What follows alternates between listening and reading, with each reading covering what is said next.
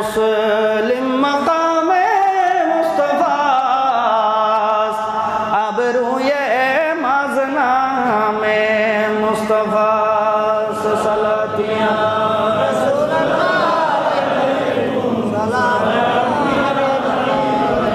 আশিকের জান হলো নবী।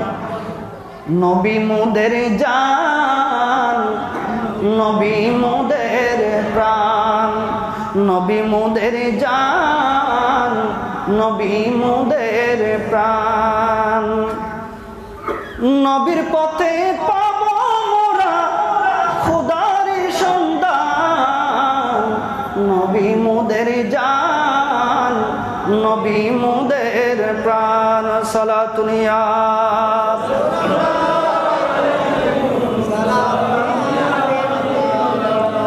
এই জন্য সিদ্দিক আকবর নবী প্রেম কিভাবে শিক্ষা দিয়েছেন দেখেন একটু। জান মাল পরিবার সবকিছু কুরবান, সবকিছু কি সব কুরবান। সৈয়দনা ফারুক আজম রাদিয়াল্লাহু তাআলা আনহু বলেন যে সৈয়দনা সিদ্দিক আকবর নবীর বিচ্ছেদ সহ্য করতে পারেন নাই। নবী যখন দুনিয়া থেকে পর্দা করেছেন সিদ্দিক আকবরের কান্না থামে না। আমার নবীর বিচ্ছেদে যে কলিজা জ্বলে যাচ্ছে সেটার সুঘ্রাণ মুখ দিয়ে বের হতো। একটা আওয়াজ দিয়ে বলি সুবহানাল্লাহ। আল্লামা আব্দুল ওয়াহাব শাহরানী রাহমাতুল্লাহি আলাইহি উনি ওনার কিতাব আত-তাবাকাতুল কুবরার মধ্যে এই ইবারতটুকু কোট করেছেন। তিনি বলেন সৈয়দনা ফারুক আজম রাদিয়াল্লাহু তাআলা আনহু বলেন আমি সৈয়দনা সিদ্দিক আকবরের কলিজা যে জ্বলছে নবীর বিচ্ছেদে, নবীর প্রেমে যে সিদ্দিক আকবর রাদিয়াল্লাহু তাআলা আনহুর কলিজা জ্বলে যাচ্ছে সেটার সুগন্ধি সিদ্দিক আকবর যখন কথা বলতেন আমি সেটার মধ্যে শুনে পেতাম। একটা আওয়াজ দিয়ে বলি সুবহানাল্লাহ। সেটা বুঝতে পারতাম। এই জন্য একদিন ফারুক আজম রাদিয়াল্লাহু তাআলা সিদ্দিক আকবরের ঘরে গেলেন। যাওয়ার পরে দেখে সিদ্দিক আকবর রাদিয়াল্লাহু তাআলা যেখানে শায়িত, যেখানে তিনি আরাম ফরমান, সেখানে যেদিকে তিনি মুখ করে শুন সেখানে অনেক কালো একটা দাগ। তখন হযরতে সাইয়েদনা সিদ্দিক আকবরের বেটি আসমা রাদিয়াল্লাহু তাআলা আনহাকে জিজ্ঞেস করলেন আয় আসমা এই জায়গার মধ্যে এত কালো কেন? তখন হযরতে আসমা বলেন আয় ফারুক আজম যেদিন থেকে আমার নবী রহমাতুল লিল আলামিন দুনিয়া থেকে পর্দা করেছেন সেদিন থেকে আমার আব্বাজান যখন এই আরামগাহের মধ্যে ঘুমানোর জন্য আসতেন আমার নবীর বিচ্ছেদের মধ্যে এমন জোরে জোরে নিঃশ্বাস ফেলতেন, সেই নিঃশ্বাস দিয়ে কালো কালো ধোঁয়ার মতো বের হতো। অন্তরের যে কলব ছিল, কলিজা ছিল নবীর ইশকে, সেটা সিক্ত হতো। নিঃশ্বাস দিয়ে জুড়ে জুড়ে যখন নিঃশ্বাস ফেলতো সেটা দিয়ে বের হতো। এই নিঃশ্বাসের দিয়ে ইশকে রাসূলের সে দোয়া বের হতো। সেটার কারণে যেখানে তিনি শুয়েছেন, যেখানে তিনি নিঃশ্বাস ফেলেন সেই জায়গাটা একদম কালো হয়ে গেছে নবীর ভালোবাসায়। এই জন্য সৈয়দনা সিদ্দিক আকবর রাদিয়াল্লাহু তাআলার ঘটনা কিতাবের মধ্যে নাকি আসছে, তারিখুল খুলাফা সহ বিভিন্ন কিতাবে এই ঘটনা আসছে। ইসলামের দাওয়াত যখন আমার নবী গোপনে দিয়েছেন, মুসলমানরা কয়েকজন ইসলাম কবুল করেছেন। এই ধরনের মুসলমানের সংখ্যা যখন 40 জনে পৌঁছালো, সর্বশেষ 40তম মুসলমান হয়েছেন হযরতে আমিরা হামজা রাদিয়াল্লাহু তাআলা আনহু। আমার নবীকে প্রস্তাব দিলেন ইয়া রাসূলুল্লাহ, ইয়া হাবিবাল্লাহ, আমরা তো গোপনে অনেক দিন ইসলামের দাওয়াত দিয়েছি, প্রচার করেছি, মুসলমানদের সংখ্যা এখন 40 জনে পৌঁছেছে। ইয়া রাসূলুল্লাহ, আমরা এখন আলাল ইলান প্রকাশ্যভাবে কাফেরদেরকে ইসলামের দাওয়াত দিব। আমার নবী রাজি হন না, বলে না এখন দিও না, আর একটু পরে। সিদ্দিক আকবর বলেন ইয়া রাসূলুল্লাহ, না, আমরা তো এখন 40 জনে পৌঁছেছি, আমাদের মধ্যে হযরতে সাইয়েদনা আমির হামজা আসছে, বীর পাহলওয়ান। হযরত উসমান গনি এসেছে। এইভাবে অনেকেই ইসলাম কবুল করেছেন। ইয়া রাসূলুল্লাহ, আপনি নবীর কদমে আমার করজোর অনুরোধ, মক্কায় মুকাররমায় খানায় কাবায় গিয়ে আমরা ইসলামের আলাল ইলান এটার ঘোষণা দিই। আমার নবী রাজি হলেন। আমার নবী বের হলেন। দুই দিকে, একদিকে সৈয়দনা সিদ্দিক আকবর, আরেকদিকে হযরতে সৈয়দনা আমির হামজা, দুই কাতারে 40 জন মুসলমান। আমার নবী রহমতুল লিল আলামিন তাদের সামনে নবীকে নিয়ে বের হয়েছেন দারুল আরকাম থেকে খানায় কাবার জন্য। খানায় কাবার মধ্যে এসে হাতিমের ওই জায়গার মধ্যে দাঁড়ালেন। আমার নবী সহ সাহাবায়ে কেরামের মধ্যে মুসলমান যে 40 জন ছিলেন তারা বসা ছিলেন। সৈয়দনা সিদ্দিক আকবর রাদিয়াল্লাহু তাআলা আনহু দাঁড়ালেন। দাঁড়িয়ে তিনি খুতবা দিতে শুরু করলেন। এজন্য আলাল ইলান, প্রকাশ্যে সর্বপ্রথম ইসলামের ঘোষণা যিনি দিয়েছেন তিনি হলেন সৈয়দনা সিদ্দিক আকবর। সুবহানাল্লাহ। ইসলামের জন্য সর্বপ্রথম যে খুতবা, ইসলামের দাওয়াতের জন্য সর্বপ্রথম যে খুতবা দিয়েছেন সেটাও সৈয়দনা আবু বকর। তিনি দাঁড়ালেন। দাঁড়িয়ে মক্কার যারা কাফের ছিলেন, মুশরিক ছিলেন, কুরাইশ ছিলেন, বিভিন্ন গোত্রের মানুষ সবাই আস্তে আস্তে আসছেন। সৈয়দনা সিদ্দিক আকবর রাদিয়াল্লাহু তাআলা আনহু দাঁড়িয়ে বলেন, আই মক্কার মানুষ, এতদিন পর্যন্ত আমরা ধর্মহীন ছিলাম। ফতরতের জামানা ছিল। হযরতে ঈসা আলাইহিস সালামের ইন্তেকালের পরে আমার নবীর আগমনের পর পর্যন্ত 500 বছর কোনো নবী ছিল না। আমরা দ্বীনহীন ছিলাম। যে যেভাবে পেরেছি সেভাবে ধর্ম পালন করেছি। আল্লাহ পাক রব্বুল আলামিন আমাদের উপর দয়া করেছেন। আখিরি জামানার নবী রাহমাতুল লিল আলামিন মুহাম্মদ বিন আব্দুল্লাহ রাদিয়াল্লাহু আলাইহি সালামকে আল্লাহ আমাদের জন্য নবী হিসেবে পাঠিয়েছেন। আমি প্রকাশ্যভাবে এক আল্লাহর দাওয়াত তোমাদেরকে দিচ্ছি এবং ইনি আল্লাহর পক্ষ থেকে প্রেরিত রাসূল, সেটার প্রতি ঈমান আনার জন্য তোমাদেরকে আমি দাওয়াত দিচ্ছি।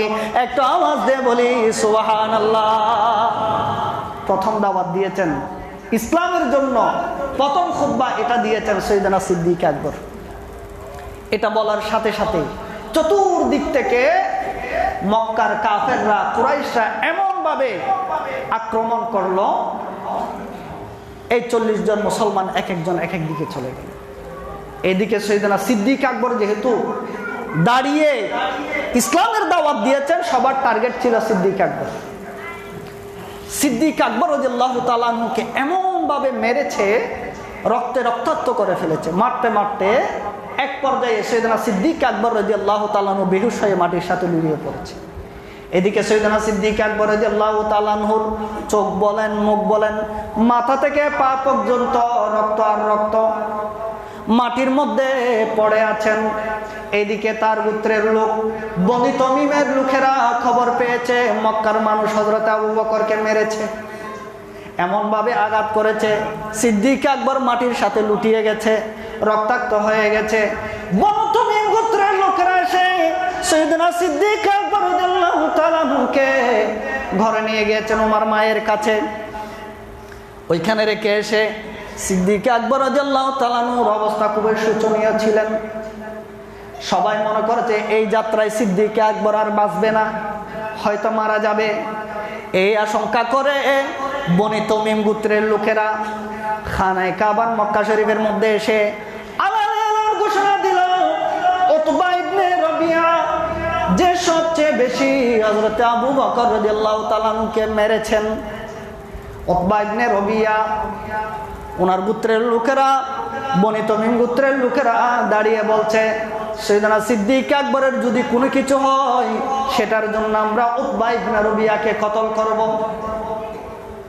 এবং এই উতবা ইবনে রবিয়ার গোত্র যারা আছে তাদেরকে মক্কা থেকে নির্বাসনে দিব। এই ঘোষণা দিলেন। এই ঘোষণা দিয়ে সবাই সৈয়দনা সিদ্দিক আকবরের ঘরের মধ্যে গেলেন। হুঁশ ফিরে না। দুপুর হয়ে গেল, হুঁশ ফিরে না। বিকাল হলো, সিদ্দিক আকবর বেহুশ, হুঁশ ফিরে না। সন্ধ্যাবেলা হয়ে গেল, সিদ্দিক আকবর রাদিয়াল্লাহু তাআলা আনহুর কোনো হুঁশ নাই।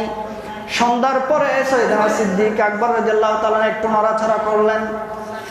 নড়াচড়া করে চোখ যখন খুললেন, সবার দিকে তাকালেন। দরদি মা উম্মুল খায়র সালমা যখন সন্তান চোখ খুলেছে, মায়ের অন্তর শান্তি পেয়েছে। আমার সন্তান এখনো বেঁচে আছে। গোত্রের লোকেরা যারা এসেছে তারা সবাই সৈয়দনা সিদ্দিক আকবরের চোখ খোলার অপেক্ষায় ছিল। চোখ খুলেছেন সিদ্দিক আকবর। এদিকে সবাই অপেক্ষমান। সৈয়দনা সিদ্দিক আকবরের জবান থেকে একটা শব্দ বের হয়েছে, আম্মা জান। সবাইকে দেখছি, কারো হালত আমি জিজ্ঞেস করছি না, একটু আমাকে বলেন আমার নবী রহমাতুল লিল আলামিন কেমন আছে? একটু আওয়াজ দিয়ে বলি সুবহানাল্লাহ। মায়ের কথা জিজ্ঞেস করছে না, সন্তানের কথা নয়, পরিবারের কথা নয়, সর্বপ্রথম যে লফজটা বের হয়েছে, আম্মা জান আমার নবী রহমাতুল লিল আলামিন কেমন আছে? এখন গোত্রের লোকেরা আশ্চর্য হয়ে গেল, হায়রে, যার সাথে যার উপরে ঈমান আনার কারণে, যার সুহবত ইখতিয়ার করার কারণে আজকে জান যায় অবস্থা মেরে রক্তাক্ত করেছে, হোশ আসার পরে নিজের গর্ভধারিণী মায়ের কথাও জিজ্ঞেস করে না, পুত্র যারা বাঁচিয়েছে তাদের কথাও জিজ্ঞেস করে না, যার কারণে মার খেয়েছে তার কথা জিজ্ঞেস করে। এ কেমন অবস্থা? রাগ করে গোত্রের মানুষ সবাই একে একে চলে গেল। কারণ সবাই তো রাগ করার এই কথা, যার কারণে তিনি আক্রান্ত হয়েছে, ওনার কথা জিজ্ঞেস করছে। এ কেমন পাগলামি? মায়ের কথা জিজ্ঞেস করছে না, সবাই চলে গেছে। চলে যাওয়ার পর আম্মা জানকে বারবার জিজ্ঞেস করতে চায়, আম্মা আমার নবী রহমাতুল লিল আলামিন কেমন আছে, একটু খবর দাও না। বলে, আই বেটা, তুমি আক্রান্ত হওয়ার পর থেকে আমি এখানে কোথাও যাই না, ওনার খবর তো আমি জানি না। হযরতে সৈয়দনা সিদ্দিক আকবর বলেন, আম্মা জান, আপনি হযরতে ফারুক আযম রাদিয়াল্লাহু তাআলা তখন ঈমান আনেন নাই। ওমরের বোন উম্মে জমিল তার নাম, উম্মে জমিলের কাছে যাও। উম্মে জমিলের কাছে গেলে আমার নবীর সন্ধান পাবে। উম্মে জমিল তিনিও মুসলমান হয়েছে কিন্তু প্রকাশ করে নাই। হযরতে সৈয়দনা সিদ্দিক আকবরের আম্মা জাম্মুল খাইর, উনি হযরতে উম্মে জমিলের কাছে গেলেন। যাওয়ার পরে জিজ্ঞেস করলেন যে আমি এসেছি। আমার সন্তান সিদ্দিক আকবর চোখ খুলে সর্বপ্রথম জিজ্ঞেস করেছে, নবীর কি হালত, কি অবস্থা? আমি তো কিছুই জানি না। সিদ্দিক আকবর বলেছে তোমার কাছে আসলে নবীর সন্ধান পাবে, নবী কেমন আছে সেটা জানবে। এখন উনি তো মুসলমান, সেটা কাউকে বলেন নাই। এখন সিদ্দিক আকবর রাদিয়াল্লাহু তাআলা আম্মা জানও তখনও মুসলমান হন নাই, এই জন্য উনি আর বলতে চাচ্ছেন না, গড়িমসি করতেছেন। বলে, ঠিক আছে, আমি একটু আবু বকরকে দেখতে যাব। সুবহানাল্লাহ বলি। উনি সহ সৈয়দনা সিদ্দিক আকবরের গলায় আসলেন। আসার পরে সিদ্দিক আকবর রাদিয়াল্লাহু তাআলা উম্মে জমিলকে দেখার সাথে সাথে কিছুই জিজ্ঞেস করে নাই, উম্মে জমিল আমার নবীর খবর দাও, নবী রহমাতুল লিল আলামিন কেমন আছে? উম্মে জমিল বলতেছে, তোমার মা তো ঈমান আনে নাই, পাশে আছে, কিভাবে বলি? বলে, তুমি টেনশন নিও না, আমার মা কাউকে বলবে না। সুবহানাল্লাহ। আমার নবী কেমন আছে একটু বলো। বলে, আমার নবী ভালো আছে, আমার নবী সুস্থ আছেন, ভালো আছেন, আমার নবীর কোনো খবর, কোনো ধরনের ক্ষতি হয় নাই। হযরতে সিদ্দিক আকবর আরেকটা বায়না ধরলেন, আম্মা জান আমি আমার নবী রহমাতুল লিল আলামিনকে একটু দেখতে যাব। সুবহানাল্লাহ বলেন। বলে, তোমাকে মেরে রক্তাক্ত করেছে, সারাদিন তুমি কিছুই খাও নাই, অসুস্থ অবস্থায় কেমনে যাবে? একটু খাবার খাও, তারপরে যাবে। হযরতে সিদ্দিক আকবর বলেন, আম্মা জান আল্লাহর কসম করে বলছি, যতক্ষণ পর্যন্ত রহমাতুল লিল আলামিন নবীর চেহারা দেখব না, ততক্ষণ পর্যন্ত আমি খাবার গ্রহণ করব না। সুবহানাল্লাহ বলেন। এই জন্য সিদ্দিক আকবর বলেন, আমি যতই ক্ষুধার্ত থাকি না কেন, রহমাতুল লিল আলামিন নবীর দরবারে গিয়ে যখন বসে নবীর চেহারা মুবারক দেখি, আমার ক্ষুধা চলে যায়, দুনিয়ার যত বেদনা আছে সব কিছু আমার থেকে চলে যায়। সুবহানাল্লাহ। আমার নবীকে না দেখে কিছুই খাবো না। এখন মা তো মায়েরও তো দরদ আছে সন্তানের জন্য। সিদ্দিক আকবর কোনো রকম রাজি হচ্ছে না, কসম করেছেন নবীকে না দেখে কিছু খাবেন। হযরত উম্মে জমিল এবং হযরতে সৈয়দনা সিদ্দিক আকবর রাদিয়াল্লাহু তাআলা আম্মা জানের দুইজনের কাঁধে হাত দিয়ে তিনি গিয়েছেন দারুল আরকামের মধ্যে আমার নবী রহমাতুল লিল আলামিনকে দেখার জন্য। নবীর কাছে গিয়ে যখন সামনে নবীকে দেখেছেন, সাথে সাথে আমার নবী রহমতুল্লিল আলমিন সিদ্দিক আকবরকে জড়িয়ে ধরেছেন। সুবহানাল্লাহ। দুইজনকে জড়িয়ে ধরে অজস্র নয় কান্নাকাটি শুরু করে দিয়েছে। এমন এশক, ভালোবাসা, মোহাব্বত এর নজির একমাত্র সৈয়দনা সিদ্দিক আকবর ছাড়া আর কেউ দেখাতে পারে না। মৌলা আলী শের খুদা রাদিয়াল্লাহু তাআলা আনহু বলেন, মুসনাদে আহমদের মধ্যে হাদিসে পাক আছে, আমার নবী মক্কায় মুকাররমার মধ্যে নামাজ আদায় করছেন। এই মতাবস্থায় কাফেররা এসে দুই দিকে চাদর দিয়ে আমার নবীর গলাকে এমন ভাবে ফাঁস দিলেন, মনে হচ্ছে যেন আমার নবীর জান বের হয়ে যাবে। মৌলা আলী বলেন, আমি তাদের বড় বড় নেতাদেরকে দেখে ভয় পেয়ে গেছি, আমি কাছে যাওয়ার সাহস করছি না। সাহাবায়ে কেরাম অন্যান্য যারা ছিলেন তারাও কাছে যাওয়ার কোনো সাহস করছে না। ইত্যবসরে একজন খবর দিয়েছে সৈয়দনা সিদ্দিক আকবরকে খানায় কাবার মধ্যে নবীর উপর অত্যাচার হচ্ছে। সৈয়দনা সিদ্দিক আকবর রাদিয়াল্লাহু তাআলা আনহু দৌড়েছে, এমন ভাবে কাফেরদেরকে আঘাত করলো, আমার নবী রহমতুল্লিল আলমীকে সিনার মধ্যে নিয়েছে, একটা আওয়াজ দিয়ে বলে সুবহানাল্লাহ। সৈয়দনা মৌলা আলী বলেন, ওই দিনের পর থেকে আমরা সৈয়দনা সিদ্দিক আকবরের কাছে গেলে সবসময় আমরা মুখটাকে লজ্জায় ডেকে রাখতাম। আমরা কেউ সাহস করি নাই, কিন্তু সিদ্দিক আকবর জানের পরোয়া করে নাই, শক্তি ক্ষমতা এটার পরোয়া করে নাই। নবীকে রক্ষা করার জন্য, নবীর জন্য জান দেওয়ার জন্য নিজেকে উজাড় করে দিয়েছেন। সুবহানাল্লাহ। আল্লাহ আমাদেরকে এই ধরনের আশিকে বাসাফা, ওনার থেকে এশক, মহব্বত, ভালোবাসাকে শিখার আল্লাহ তৌফিক দান করুক। আমিন। আল্লাহ সৈয়দনা সিদ্দিক আকবরকে